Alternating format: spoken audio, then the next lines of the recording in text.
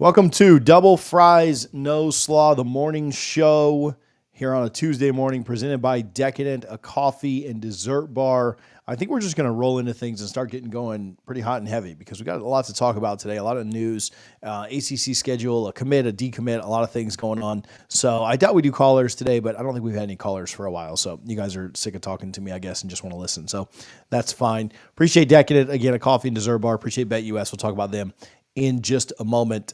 Let's start from the top. Florida State gets a 4-star commit yesterday. Amari Clemens. He's 5'10", 190 pounds. 4-star on the composite, like we just mentioned, from Marietta High School, Marietta, Florida. Just about an hour away from Tallahassee. 2026 kid, number 294 overall on 247's composite. Number 24 overall running back, number 47 player in the state of Florida. A big pickup for Florida State to just keep him home, courted by the other two big schools in the Big Three and then other schools outside of that as well. One that I don't think Florida State ever had a ton of, I don't want to say concern, but like they needed to do what they needed to do to get it done.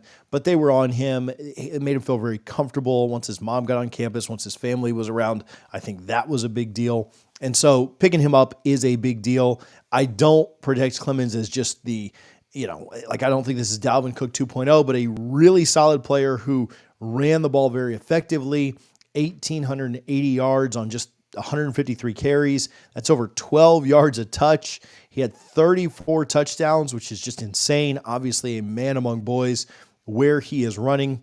14 receptions, almost 250 yards there, and 3 touchdowns out of the backfield catching passes.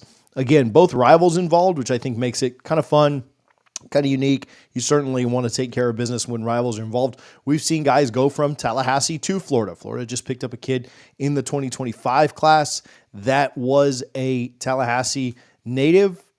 And so I do think keeping talent home is a priority when they are that close. I understand that we'll get comments that say nothing matters until they sign. I get it. I don't even know how much it matters once they sign, just to be very honest with you, in today's college football, the way that guys can enter the portal, the way they don't even have to enter the portal. They can literally just unenroll and then re-enroll in a new school. So I get all those comments. For the large part, you are going to have guys flip out of your class. You are going to flip guys out of other classes. For the most part, 80 or so % of guys stay committed once they're committed. And so, yeah, you're going to rather than be committed than try to flip them later. So it is a win for Florida State. I get it. Doesn't matter until they sign. But again, I'm telling you, it doesn't even matter once they sign. The way that guys transfer, the way that they go in, it's a win for Florida State. You add to a top 10 class with another 4-star. You lost a commit yesterday as well, which we'll talk about in just a moment. But you're able to maintain a top 10 class, at least for now, right? Long way to go in 2026. I don't even know that 2025 is done just yet. And I know it's really, really early for recruiting. And it's maybe hard to get excited about that after the product that was just put out on the field this year. But I do think this is a win for Florida State. It needs to continue to be the way that Florida State moves in keeping guys that are local-ish, like within an hour, home in Tallahassee, and a good player. Like, I don't think you're just getting a slouch, right? A top 300 kid, one of the better players in the state of Florida, talent-rich state, one of the better running backs, and a 4-star on the composite. I think that's a big deal. It does feel like, and I don't want to make any grand observations because of one commitment, but it does feel like there's a little bit of a renewed energy on the trail. It feels like there is a little bit more excitement with some of the hires. It feels like there's a little bit more of an effort that's being put forth. I think you felt that not only in the portal, but the way that they closed on the recruiting trail late in the season. And then what they've done here, even adding to the 2025 class. Obviously, Chaston Brown committed. You've gotten some guys that have signed with, or committed and will sign with you here in the early signing period for the end of the 2025 class. It feels like the energy is a little bit different. I'm not telling you that everything's fixed, everything's changed, every recruiting woe that we've ever had is somehow solved. I don't want to give that impression that I just think every problem that we've ever had is fixed. We'll talk about a decommit here in just a moment. But I do think the energy on the trail feels a little bit different. I think it feels a little bit better than it did maybe a year ago at this time. And hopefully that continues to trend up. There is a very long way to go in this class. I'm not telling you it's going to be top 10. I think that top 15 is pretty realistic this year. I think you should improve upon what you did last year. I still think it's impressive that you signed the number 19 class, only having 2 wins. Obviously, that's pretty unheard of. Now, it's pretty unheard of to have 2 wins at Florida State as well. So that's not the only thing that we could maybe point to. But I do think it's a big deal that Florida State signed a top 20 class with how poor their on-field performance was. Nobody else in the top 20 had just 2 wins. And so you would think that if Florida State can get up over 6 wins this year, they could ideally move that up into that top 15 range. I think if Florida State could, coming off of a 2-win year, if the very next year they could sign a top 12 class, to me, that would be a pretty big success. That's not competing for national championships. That's not competing to go to the playoff. That's not going to be enough, in my opinion, to have long-term sustained success, right? Like you need to be in that top 5, that top 10 range.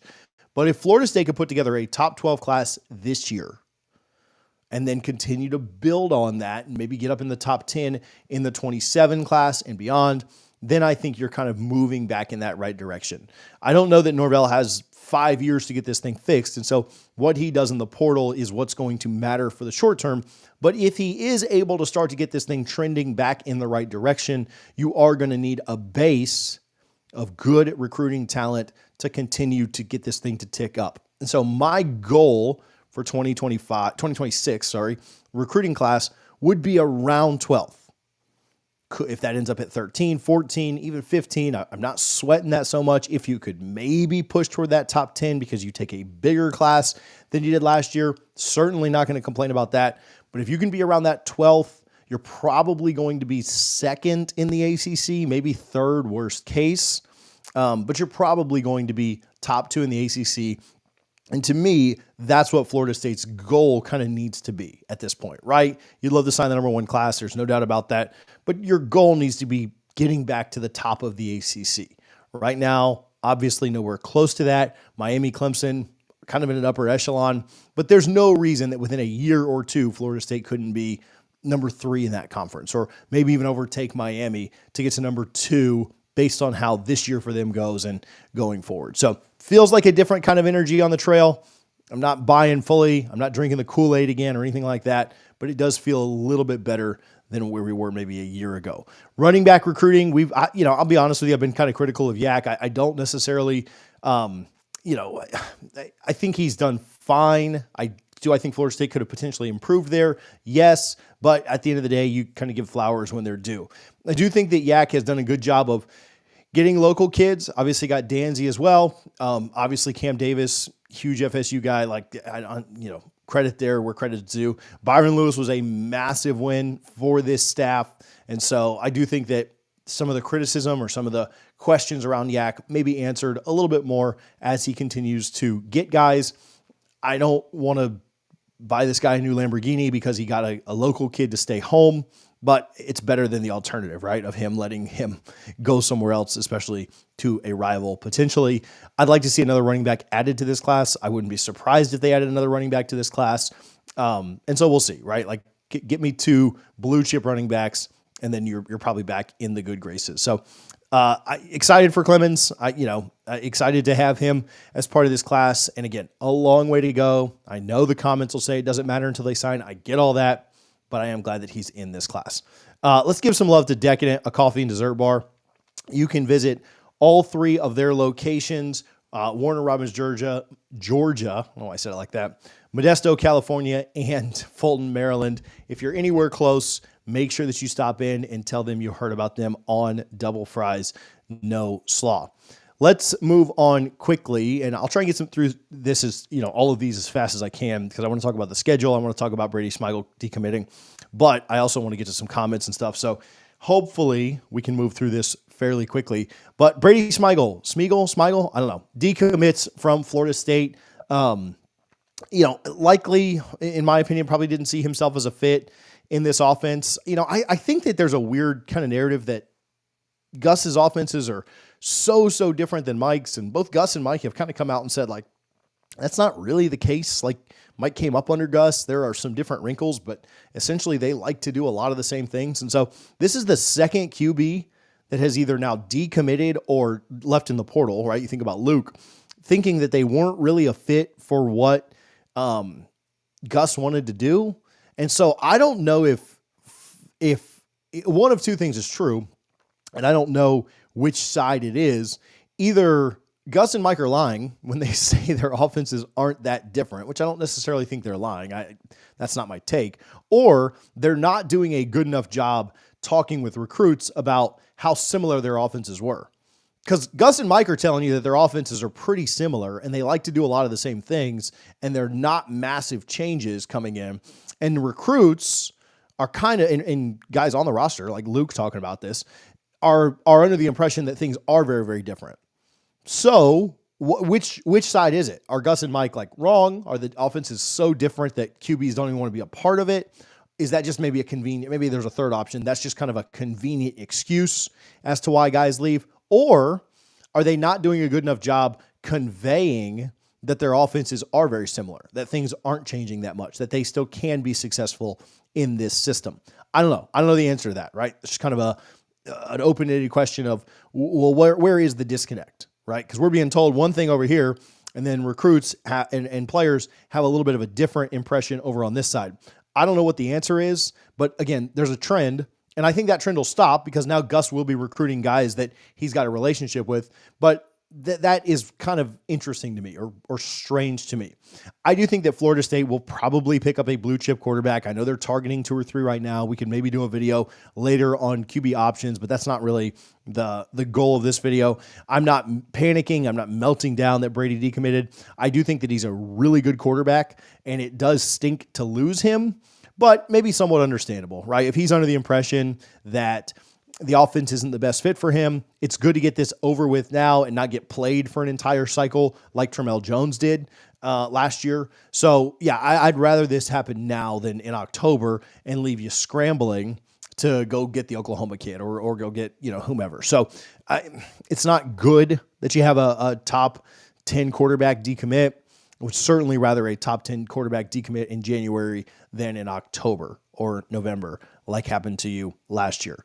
And unfortunately, under Norvell, seems to happen quite a bit. And I put this together on Twitter, and a lot of people got mad at it. A lot of people kind of understood it. But quarterback recruiting, and I don't know if you want to call this unlucky, bad recruiting.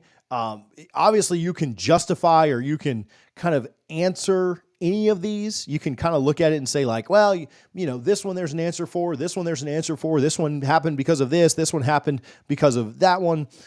I do think you could justify a lot of these, but at the end of the day, if you're having to make excuses for 12 different occurrences, ultimately the buck stops with the head coach, right? Like ultimately, when this continues to happen and you have to justify it over and over and over again, you can start to take some takeaways.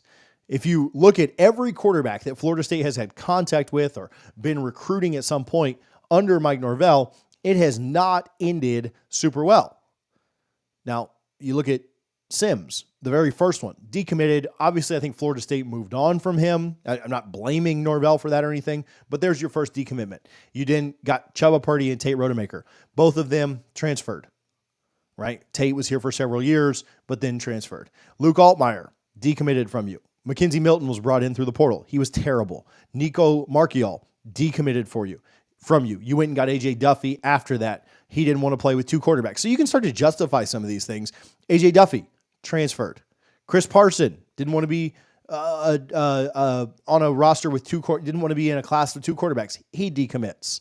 Brock Glenn, the only one that's still on the roster, but he's in year 3, and I don't think we are sold on him being the guy just yet. We'll see. Luke Kromenhoek, transfer. DJ Uyunglele came in, terrible. Tramel Jones, decommitted. Brady Smigel, decommitted. Now you do have Sperry on the roster. You have Castellanos on the roster. Those are TBDs. And you can look through a lot of these and say like, hey, I understand this one. I understand why this one happened. I understand why this one happened. But I do think from a big picture perspective, when you have that many decommits, that many transfers, that many guys that were terrible on your roster that you recruited, right? Like guys that Florida, like Mike, I'm not talking about him inheriting Jordan Travis. Obviously, getting Jordan Travis was a big deal for Florida State, and Mike developing him was a big deal as well. But outside of that, like Mike has known from the moment that he got here that Jordan Travis would not be on this roster forever. I think there's a mixture of issues here. One is the ability to recruit. And I don't think we've recruited well enough at the quarterback position. Obviously, Luke was a really good commit, really good signee for Florida State. But I don't think outside of maybe Luke, I don't think we've had massive recruiting wins on the trail. Look at where a lot of these guys have ended up. Some people were replying to my tweet that had a lot of this in it and said, like, well, who was good after they left Florida State? Well, Luke Altmaier had a good year this year, a decommit. But outside of that, no, nobody was good. Nobody has been good after leaving Florida State. And that's a problem. Because if they weren't good at a smaller school, they probably weren't going to be good at Florida State. And so that maybe calls into question the evaluation. That maybe calls into question the recruiting. Like maybe you should get better guys. Maybe you should recruit better quarterbacks. And I know that Mike likes to find the diamond in the rough. He did that with Luke, but I don't think he's found enough diamonds in the rough, right? Eventually you just got to start landing ballers. To win in college football, you got to have ballers on your team. That's what it comes down to. We were fortunate, we were blessed that Jordan turned into that. I don't think Jordan was that when he was here year one under Mike in 2020, but he did turn into that, right? And so we were fortunate with that. And Jordan masked a lot of issues. But don't sell me on the fact that you can't bring in good quarterbacks because a good quarterback is on your roster. Look at Texas. Look at Alabama. Look at Georgia. I hate it, guys, but look at Florida with DJ Lagway there. And they've got 2 blue chips committed after him as well. One of them that they stole from us. So I don't buy the idea that you can't get good talent when there's a good quarterback ahead of them. And so that would be my big takeaway. It's not that Mike's terrible. I'm not saying fire Mike. I'm not saying any of that. But QB recruiting has been a problem here. It's a problem really in a lot of phases, in my opinion. The recruiting side of it, the evaluation side of it, and truth be told, I understand what happened with Jordan Travis, but the development side of that hasn't been very good either. Right? You had Tate on your roster for 3+ years and couldn't get enough out of him to have him be the guy. You had Duffy on your roster for multiple years and couldn't get enough out of him for him to be the guy. You've had Glenn now on your roster. This is his 3rd year, and you still went to the portal to over-recruit him because you're not confident that he can be the guy. Your portal guys have not been good in Milton and Uyunglele. Hopefully Castellanos breaks that trend. But I do think that the quarterback position, the most important position, has largely, outside of an inherited and very well-developed Jordan Travis, has largely been a miss. And hopefully the development at that position increases, gets better, improves, because though Jordan Travis covered up a lot of things on this team and made you a really elite team, winning 23 games in 2 years, I do think that the development behind him has been pretty terrible. Who has this staff developed outside of Jordan, right? Like I'll give you credit for developing Jordan, but they've not done a good job with quarterbacks outside of Jordan Travis. If we can just be very fair and very blunt and very frank there. Hopefully that improves, but the track record is not great, especially with guys that Mike Norvell has handpicked. Mike Norvell didn't handpick Jordan Travis. He was on the roster when Mike got here. Mike did a phenomenal job with him. I'm not taking anything away from that. But with the guys that Mike has selected, a ton of them that we just listed out, it has not worked out very well. And hopefully gets better, right? Hopefully improves.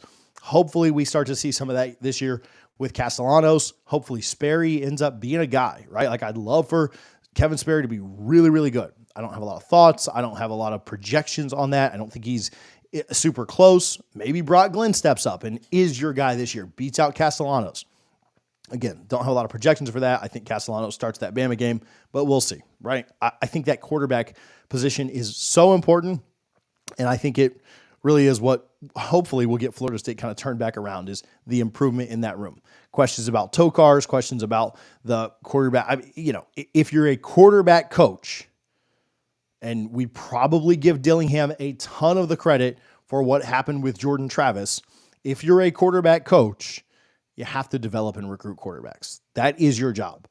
And at the end of the day, Alex Atkins was fired because he couldn't develop offensive line. At the end of the day, Randy Shannon was fired because he couldn't recruit linebackers.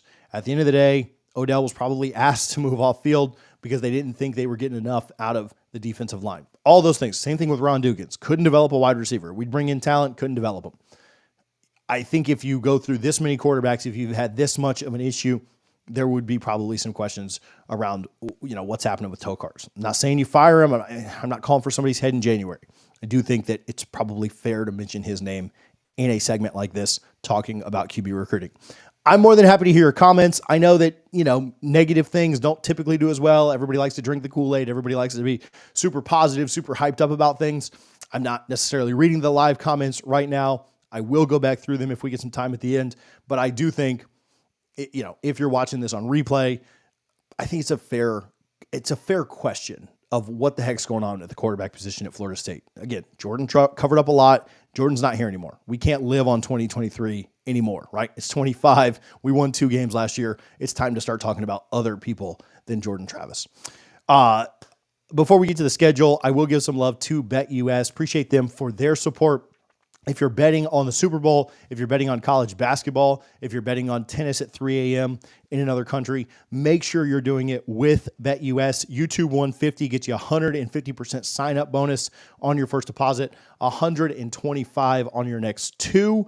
All of that up to $2,000. Use our code, again, YouTube 150 over at BetUS. So the ACC drops the schedule for Florida State in its entirety last night at 9 p.m., and I've got some thoughts on it. Ultimately, I will say this. I'll preface this by saying I don't know how much when you play someone matters.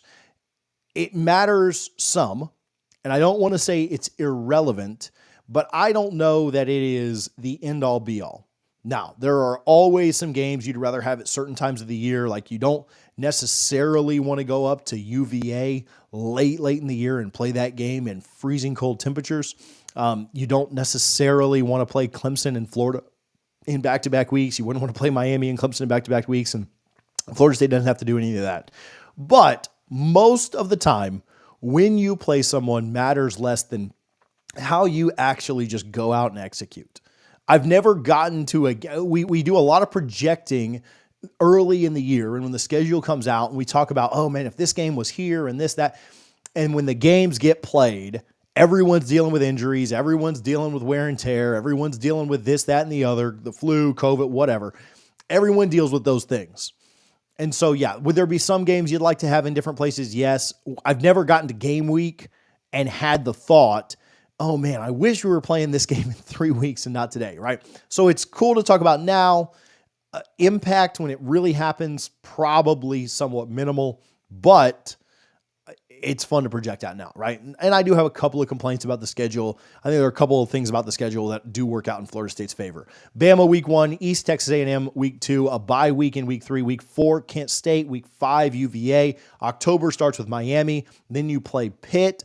Then you've got Stanford on the road. You've got a bye week. Wake Forest to start November, at Clemson, Virginia Tech at home, at NC State, at UF. Certainly, November, a very tough month. 3 road games, 2 of them against really good teams, and then a trip to Raleigh on a Friday night, which I don't love the Friday stuff. We'll talk about that in a minute.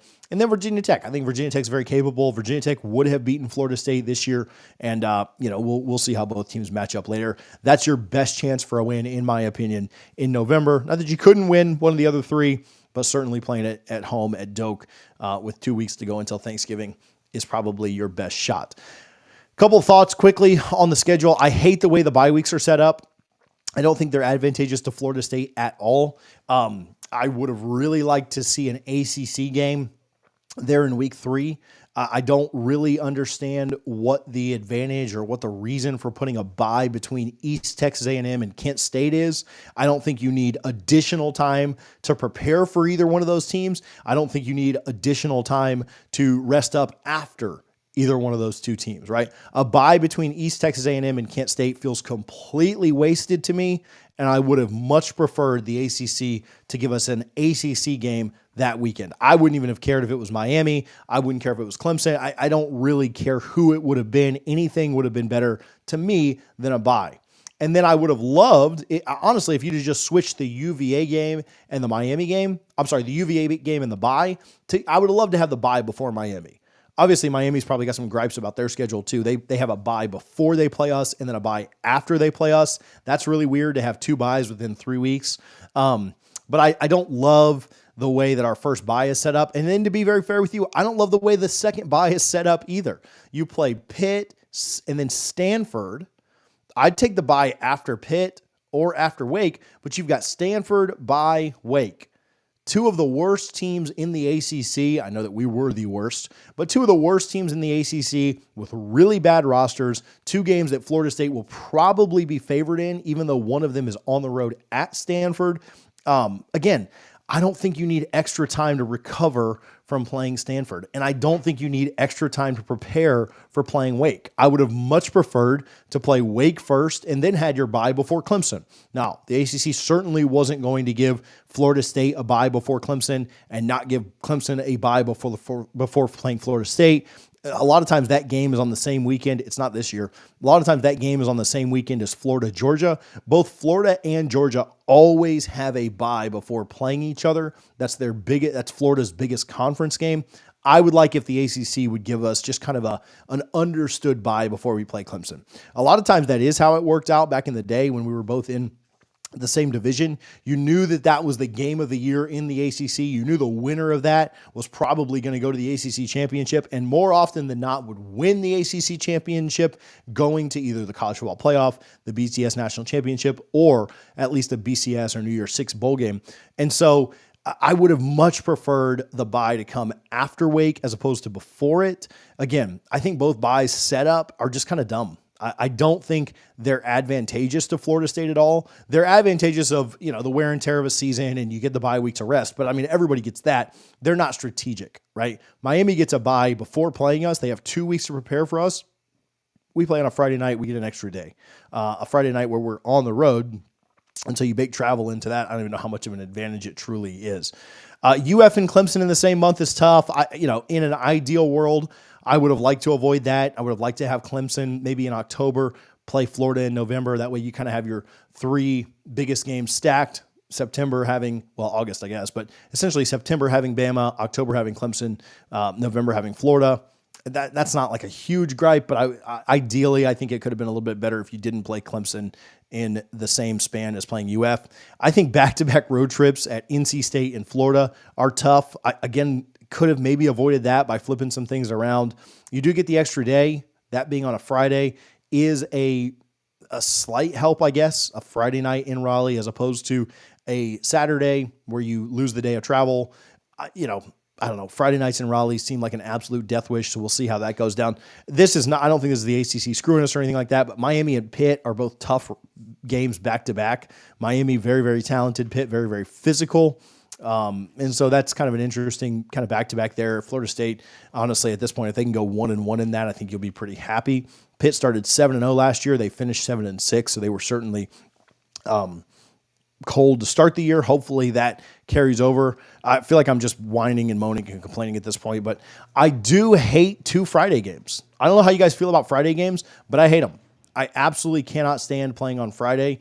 I think it's stupid. I think it's dumb that Florida State has 2 Friday games and BC, Duke, Georgia Tech, Stanford, Pitt, and SMU, 6 other teams have no Friday games. And Florida State plays in 2 of them. Other teams in the conference, like Louisville, has 2 weekday games, a Thursday and a Friday.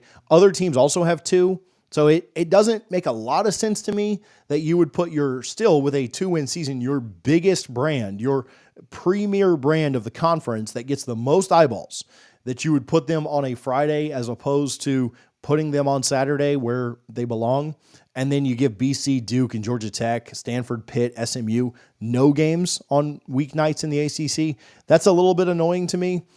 Again, I just don't love the Friday thing. Clemson's AD actually wrote an email, was like, hey, we're playing 1 max. We're not playing extra Friday games. It's part of their lawsuit, and kind of came out through all the litigation. So I don't love that. I do think, some positives, right? We whined and moaned and complained, but I do think some positives. I think you've got a really good chance, and we mentioned this on Sunday when we talked about it, but I think you've got a really good chance to start this year 3-1 and to get out of September with a winning record. Obviously, the Bama game is going to be incredibly tough. We dropped a video on that last night, so go check that out. But East Texas A&M, a bye week, Kent State, you should be, if you're not 2-1 through that point, I think Norvell's getting fired. So, 3-0 would be amazing. If you're not 2-1 there, we've got massive, massive issues. And then at UVA on a Friday, I don't think that's incredibly challenging. I don't think that's incredibly, from a location standpoint, like a difficult place to play. I think UVA is okay, serviceable. They played Clemson tough for a half and then kind of got blown out late. They blew a big lead against Louisville. Like, I do think that UVA is very beatable. And I think you've got a really good chance to start out 3-1. And should you lose to Miami as well, you've got Pitt at home, Stanford, and then Wake. I think you've got a really good chance to go 3-0 in that stretch as well before a really tough November. And so, optimistically, this is not a full schedule preview. Say you lose to Bama and you're 3-1. Say you lose to Miami, you're 3-2, but you win your next 3 games. You beat Pitt at home. You should beat Stanford on the road, and you should beat Wake at home. You go into that last 4-game stretch at 6-2, right? That's pretty good, right? If I offered you, after winning 2 games last year, I think the first 2/3 of this schedule set up pretty well for you to start out 6-2. Could you be 5-3? Could you be 4-4? Anything's possible. Could you be 7-1? I'm not drinking that Kool-Aid just yet, but sure, right? You could upset Miami or Bama. There's no doubt about it. Both of them will be favorites when their kickoff starts, unless Miami has just had a disastrous start to their season. If they lose to Florida and Notre Dame, then maybe you're a slight favorite against Miami. But you've got a really good chance to go into that Clemson game at 6-2. I think you can beat Virginia Tech at home. And then if you're just looking at the rest of the games, at Clemson, at NC State, at Florida, if you can find a way to win one of those, you can get to that 7-8 win mark. So I think this schedule sets up with a lot of your tougher games late. I know you play Miami and Bama early, but question marks around Bama, question marks around Miami without a doubt. And so there are a lot of easy games early to where you can stack wins and hopefully stack confidence, stack playing well. Your team, hopefully, as it has gelled together over the year, has improved. And if you can knocking off Clemson is going to be tough. I think that's the toughest game on the schedule. But if you can beat a Virginia Tech and then just split with NC State and Florida, I think you can get to 8 wins. Now, you got to take care of business, right? You can't be dropping a game against Pitt. You can't be dropping a game at Stanford or at UVA. You need to take care of the games that you're supposed to win. But I do think the schedule sets up in a way that you can stack some wins early. And then if you've gained some confidence, if you're 6-2 with 4 games left, you could certainly knock somebody off to get to 7-8 wins. If I offered you right now to start the year 6-2, I know nobody wants to lose to Alabama. I know nobody wants to lose to Miami. But if I offered you right now to start the year 6-2 and have a chance to get to that 7-8, even 9 if you somehow beat Clemson, but have a chance to get to that 7 or 8 win mark coming off of a 2-win season, I don't know how many people would say no to 8 wins at this point. Right? I think Vegas is setting the line at like 6.5. If you were to beat that by going to 7, if you were to exceed that even more by going to 8, I think you'd be pretty thrilled. If you had 8 wins going into the Florida game, like if NC State was the team you knocked off and you had 8 wins going into the Florida game, how much excitement is there around that? Feels like every time we play Florida, that game just ends up being a blowout one way or the other. Nobody's ever, I know that we played them fairly close. The year Jordan was hurt, I know that we played them fairly close the Anthony Richardson year. But it feels like that game could have some meaning, whereas if you go into that thing at 5-7, 6-6, you're kind of desperate in that game. Who knows? That seems pretty uphill, pretty tough. Those are my schedule thoughts. I'd love to hear yours too. Feel free to hit the comments. Let me know what you think. But I don't think the ACC necessarily did us any favors. At the end of the day, as I said at the beginning, I don't love the Friday stuff. I don't love the buys. I don't love the placement of NC State, but I think it sets up well enough for you to have some success early. And last year, the team was so bad, the schedule didn't matter. But the schedule was tough. You played 11 teams that went to bowls and then a really bad Charleston Southern team. The schedule is easier this year. It sets up a little easier this year. I don't think you'll be super far behind the 8 ball like you were last year, just chasing wins. I think there are some advantages to this schedule. I would like to hear your thoughts, though, down in the comments. Again, appreciate Decadent, a coffee and dessert bar, for their support. Again, if you're in Fulton, Maryland, Modesto, California, if you're in Warner Robins, Georgia, or anywhere near those locations, make sure you stop in. Let them know you heard about them here on Double Fries No Slaw, specifically the morning show. We appreciate them for their support, all that they do for not only us, but FSU athletics. Excited about their new location opening up in Florida and getting some of their coffee in your hands. I know we've been saying that for a while, all season. It will happen this year. It will happen in 2025. So we appreciate them for their support. All right. I have rambled and gone off for a long time. Oh, look at Matt becoming a member. Appreciate Matt. Hunter, 16-0 until it ain't. Good morning. We can go through some of these comments. This is what we'll do to finish up today and go on. How does Miami get 8 home games? So you always get, 4 conference home games, and then they play everything out of conference at home this year. Yeah, getting Notre Dame and Florida both at home. That was lucky. Although their schedule's tough. I think Miami's schedule is tough. So I know I'm going way back on comments. I don't know if people are even still in here. But I do think it's a big deal. Oh, thanks for correcting me. Yeah, Cromon, not Lewis. We might have to pick that little part out when we clip that. Can Mike Norvell recruit a 5-star quarterback under Gus's offense? I don't think Mike Norvell could recruit a 5-star quarterback under his own offense. So, yeah, I don't have a lot of confidence that he can do it under Gus's. I know that Luke was close, but, yeah, I don't know. Yeah, I mean, yeah, dude, this is such a good comment. AC, you needed a 5-star. You could tell Mike's offense needed an athletic quarterback. Mike's just been scared to lean into it. Yeah, I mean, look what Jordan Travis did, right? Like, what did you think Mike was going to run here, right? Like, with his most successful quarterback, look at Jordan. Good comment there.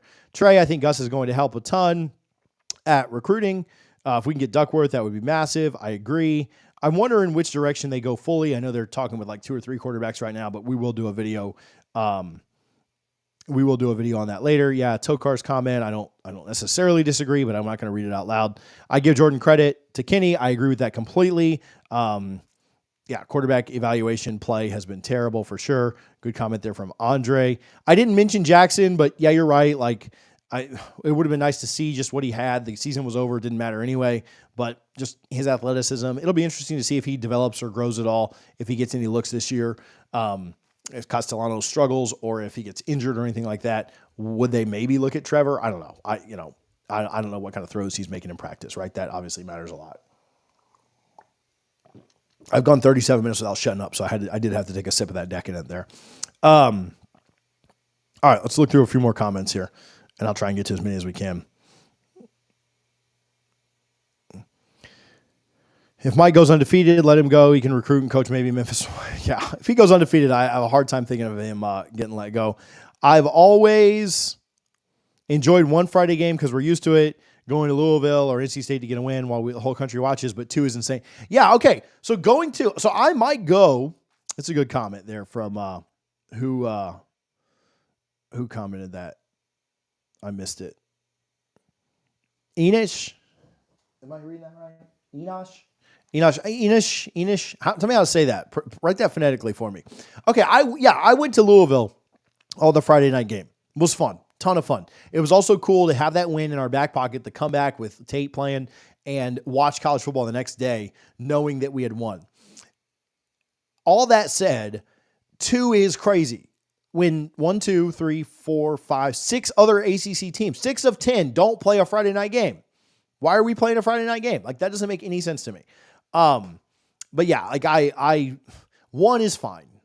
I might go to Raleigh too. We'll see. I'm usually in North Georgia that week, so that's like a 6-hour drive from where I usually stay. Maybe I'll go to 2. But 2 Friday night games is dumb. Like, I don't love that. Football's supposed to be played on Saturday. And I understand for TV why the ACC has to do all this, but again, the SEC ain't playing games on Friday nights. Right? The Big Ten does, but they ain't putting Ohio State on a Friday night. They ain't putting Michigan on a Friday night. They ain't playing Oregon on, Oregon did play on a Friday night this year, so I'll take that back. But you ain't putting your biggest brands on that. So, yeah, just more, crap from this conference. At 6 or 7 wins, Norvell stays. Yeah, I think 7 wins, definitely. 7's certainly not the standard at Florida State, but to go from 2 to 7 would be a massive improvement. I think you're going to be an underdog 4 or 5 times this year. So that, a lot of times I look at that. right? If you were an underdog in 8 games and you won 6, that's pretty good. If you're an underdog 4 or 5 times and you essentially win all the games you're supposed to win, yeah, I think he stays. 6, maybe a little bit of a question mark. Depends on how we look. Do we just get blown out by the teams that are better than us, like Bama, Miami, Florida, Clemson, and lose another 1 or 2 that you shouldn't? Yeah, 6 might be a question mark.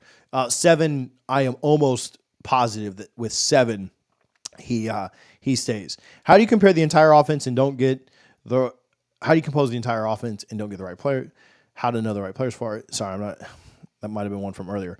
Enosh. All right. Enosh, where are you from, man? I literally never heard that name before in my life. If I have a 4th kid, we might go with Enosh just for the comment. Alan in here. Friday nights for high school football. Ariel.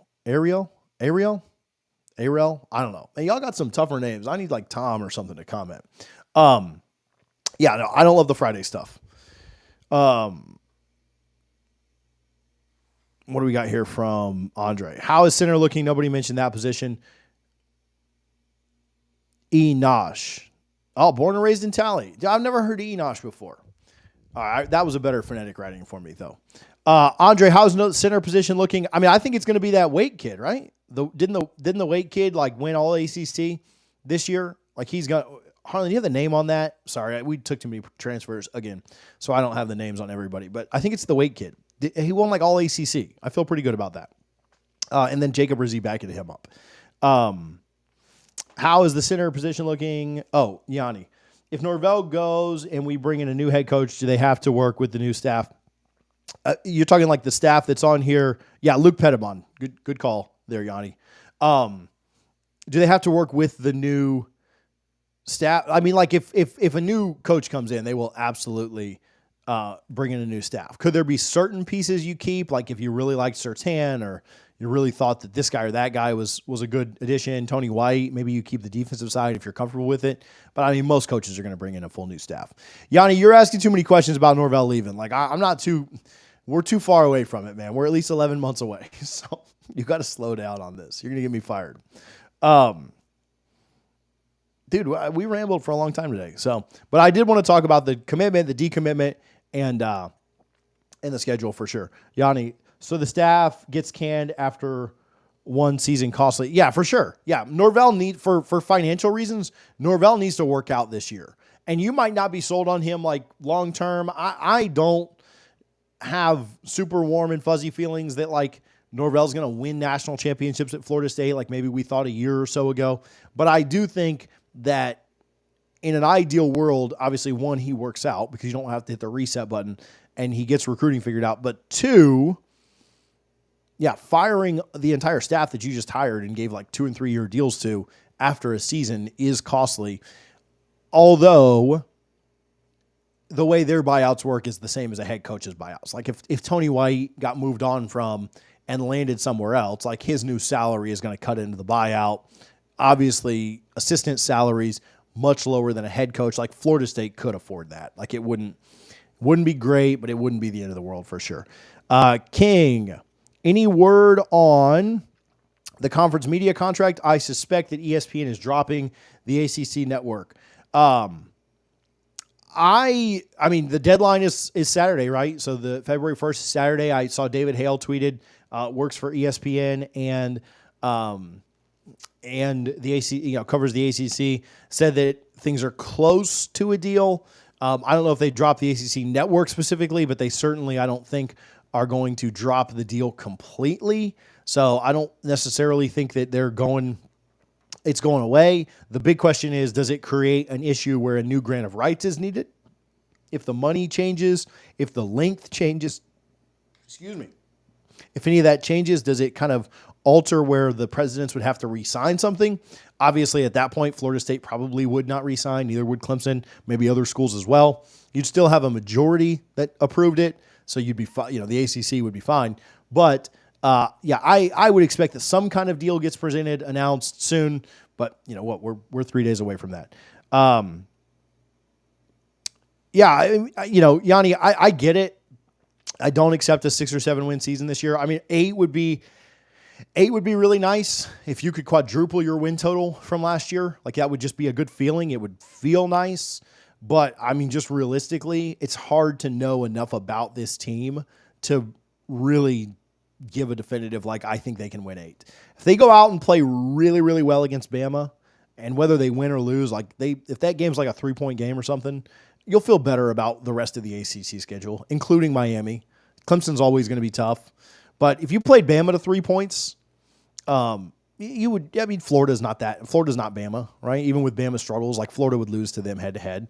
So yeah, I mean, I 6 and 7 wins. Yeah, I certainly don't accept that, but I think they got to take a smaller step before they can just go out and win 9 or 10, right? Going from 2 to 7 is a huge improvement, and then in 2026 they need to be up around 9 again. Right? They need to be up at a much higher clip. We need to get to a point, and I talked about this a few years ago in 2022, you need to get to a point where you're winning the games you're supposed to win.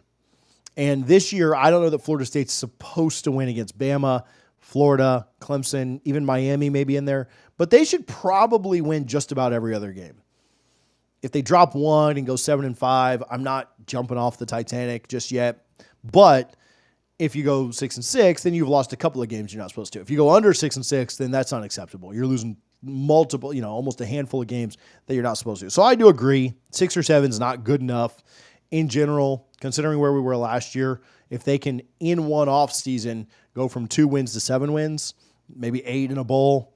I don't really care that much about bowl games, but it's hard to complain about adding 5 wins to your total, 6 if you win a bowl game, right? So I don't know, but I understand what you're saying. It's not good enough at Florida State. And, if Florida State wouldn't have won 2 games last year, we'd probably be more optimistic about how this season is looking this year. So, all right. I appreciate you guys for hanging out. I appreciate you guys for tuning in. Make sure you're subscribed if you're not already. Appreciate Decadent, a coffee and dessert bar. Appreciate BetUS for their support. We will talk to you guys soon. All right, this is a good question. Ariel, phonetically write your name for me too. How do you think Norvell would have done if he had been at Bama? I mean, not 2 and 10, not 2 and 10 at all. I think Bama would have struggled because Saban's not there. I think they probably would have been pretty similar to where they're at this year.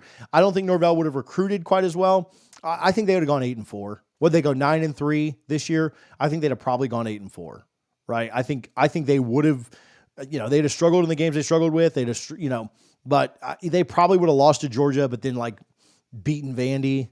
They probably would have, beaten Oklahoma, but then lost to LSU or something like that. Who knows, right? But it probably would have been around 8-4. Maybe they lose one more game than they did this year. I think their talent is so high that they weren't losing multiple. They blew LSU out. They beat Georgia. Their talent was really high. Norvell at Bama last year probably would have been 8-4. That's a good question. As we finish up. All right. Appreciate you guys for hanging out a little bit longer today. Some of you guys mentioned you like the longer episodes, so maybe this was good for you. We will be back on Sunday live, maybe more content throughout the day. If you missed any of this, we'll clip it up and put it on the channel as well. But I appreciate you guys for tuning in. We'll talk to you soon. Go Noles.